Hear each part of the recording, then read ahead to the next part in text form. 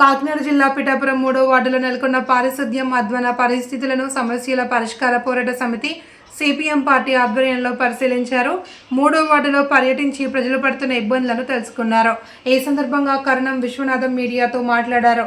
ఈ కార్యక్రమంలో బండి కృష్ణమూర్తి, గౌతు వెంకటరమణ, గౌతు వెంకటేశ్వరరావు, రేగులగడ్డ శ్రీరామమూర్తి, సలాది రామ్మోహన్, రెడ్డెం కోటారావు, రెడ్డెం అప్పారావు, రాసంశెట్టి అరవింద్, దాట్ల గోపాలకృష్ణ, సిపిఎం నాయకులు కుంచే చిన్న, వీరబాబు తదితరులు పాల్గొన్నారు.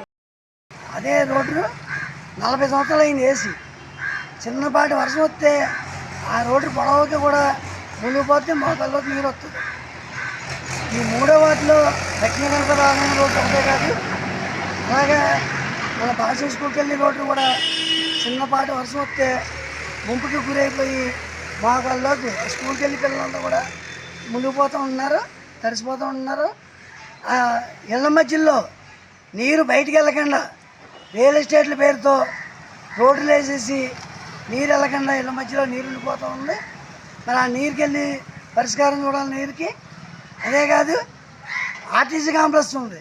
ఆర్టీసీ కాంప్లెక్స్లో ఎంతో కాలం నుంచి మేము ఫిర్యాదు ఇస్తూ ఉన్నాం.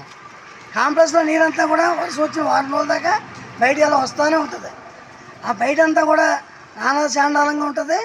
కాంప్లెక్స్లో నీరు ఉండిపోయి ఆ నీరు వల్ల చుట్టుపక్కల అందరికీ కూడా రకరకాల జబ్బులు, బాధకాలు కూడా వచ్చేస్తున్నాయి. ఈ దోమలు కుట్టి బయలేరియా అని వచ్చేస్తూ ఉన్నాయి. మరి ప్రభుత్వం వచ్చి అనేక మాటలు చెప్పింది. ఇది సుందరవనంగా చేస్తాం పిఠాపురం అన్నారు.